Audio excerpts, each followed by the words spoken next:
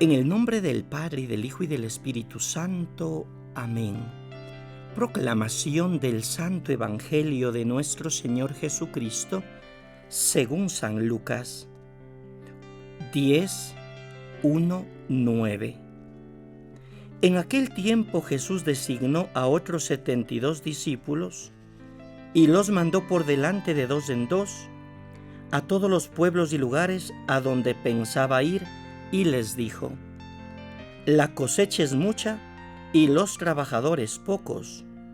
Rueguen por tanto al dueño de la mies que envíe trabajadores a sus campos. Pónganse en camino.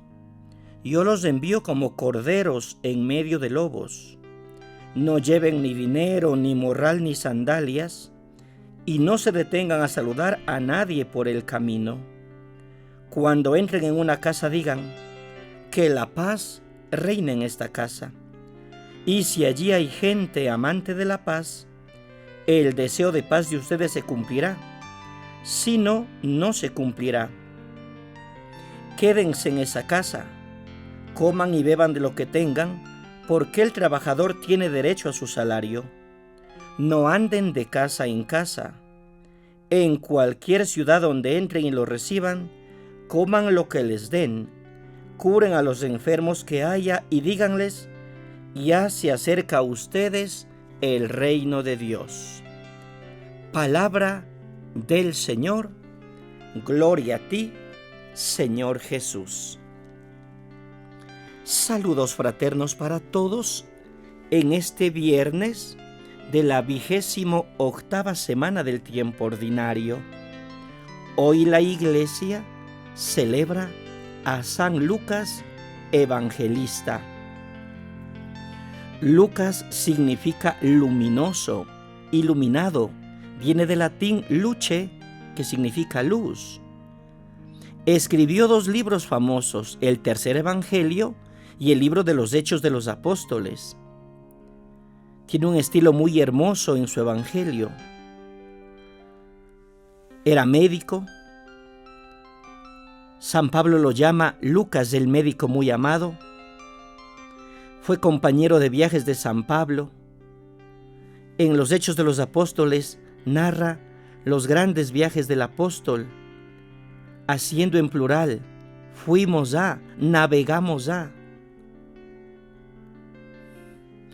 Se le conoce como el que describe la amabilidad de Cristo. Como era médico, era muy comprensivo. Su evangelio demuestra un gran estima por la mujer. Su evangelio es muy fácil de leer y de comprender. Es el evangelio de la oración, el evangelio de los pobres, el evangelio de María, el evangelio de la infancia de Jesús. Según la tradición, Lucas murió a los 84 años, después de haber gastado su vida en hacer conocer y amar a Jesucristo. Que San Lucas ruegue por nosotros. A la luz de la palabra de Dios, hagamos unas reflexiones en nuestro espacio Palabra, Espíritu y Vida. El Evangelio de hoy nos habla del envío de los 72 discípulos que deben anunciar la buena noticia de Dios en los poblados, en las aldeas y en las ciudades de Galilea. Los 72 hoy somos todos nosotros. Mediante la misión de los discípulos, Jesús rescata los valores de la tradición que eran encubiertos por el doble cautiverio del dominio romano y de la religión oficial de ese tiempo. Jesús renueva y reorganiza las comunidades para que sean una expresión de la alianza y una muestra del reino de Dios. Por esto insiste en la hospitalidad, en el compartir y en acoger a los excluidos. La insistencia de Jesús se ve en los consejos que da a los discípulos cuando los envía en misión. En el tiempo de Jesús habían otros movimientos que, al igual que el de Jesús, trataban de presentar una nueva manera de vivir y convivir. Así, el grupo de los discípulos de Juan el Bautista, de los fariseos, de los herodianos, de los celotes, etc. Ellos también formaban comunidades de discípulos, y tenían a sus misioneros. Pero como veremos, existía una gran y profunda diferencia entre esos misioneros y los de Jesús. Hagamos unos puntos de reflexión. Primero, la misión. Jesús envía a los discípulos a los lugares donde él pensaba ir. El discípulo es el portavoz de Jesús, no es el dueño de la buena noticia. Jesús envía de dos en dos para favorecer la ayuda mutua. La misión no es individual sino comunitaria, y dos personas representan mejor a la comunidad. Segundo, la corresponsabilidad. La primera tarea es rezar para que Dios envíe obreros. Todo discípulo debe sentirse responsable de la misión. Por eso tiene que rezar al Padre para que haya continuidad en la misión. Jesús envía a sus discípulos como corderos en medio de lobos. La misión es tarea difícil y peligrosa, pues el sistema en que los discípulos vivían y en el que seguimos viviendo era y sigue siendo contrario a la reorganización de la gente en comunidades vivas. Tercero, la hospitalidad.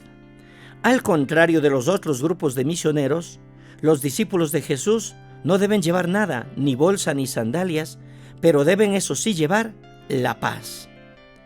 Cuarto, deben confiar en la hospitalidad de la gente. El discípulo que va sin nada, llevando apenas la paz, muestra que confía en la gente, piensa que va a ser recibido y la gente se siente respetada y confirmada. Con esta práctica el discípulo critica las leyes de exclusión y rescata los valores de la convivencia comunitaria. No saluden a nadie por el camino significa que no se debe perder tiempo en cosas que no pertenecen a la misión. Quinto, el compartir. Los discípulos no deben andar de casa en casa, sí permanecer en la misma casa. Deben convivir de forma estable, participar en la vida y en el trabajo de la gente y vivir de lo que reciben a cambio, pues el obrero merece su salario. Deben confiar en el compartir.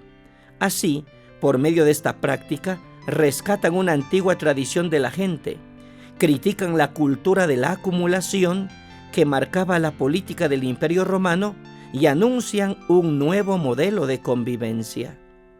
Sexto, la comunión de mesa. Los fariseos, al ir en misión, iban prevenidos, pensaban que no podían confiar en la comida por ser ritualmente impura. Por eso, llevaban alforje y dinero para poder cuidar de su propia comida. En vez de ayudar a superar las divisiones, estas observancias de pureza destruían la vivencia de los valores comunitarios. Los discípulos de Jesús, en cambio, deben comer lo que la gente les ofrece. No pueden vivir separados comiendo de su propia comida. Deben aceptar el compartir de la mesa. En el contacto con la gente, no pueden tener miedo a perder la pureza legal. Así critican las leyes de la pureza en vigor y anuncian un nuevo acceso a la pureza, que es la intimidad con Dios. Séptimo, la acogida a los excluidos. Los discípulos deben curar enfermedades, curar leprosos, expulsar demonios. Deben acoger dentro de la comunidad y a los que fueron excluidos. Esta práctica solidaria critica a la sociedad que excluye y apunta hacia salidas concretas. Es lo que hoy hace la pastoral de los excluidos, migrantes y marginados. Y por último, octavo, la llegada del reino. Si se cumplen todas estas exigencias, los discípulos pueden y deben gritar a los cuatro vientos: el reino de Dios ha llegado. Anunciar el reino no es en primer lugar enseñar verdades y doctrinas, sino llevar a una nueva manera de vivir y de convivir como hermanos desde la buena noticia que Jesús nos trae, que Dios es Padre de todos y cada uno de nosotros. Así sea. En el nombre del Padre, y del Hijo, y del Espíritu Santo. Amén. Abundantes bendiciones. Un santo día. Pasen bien.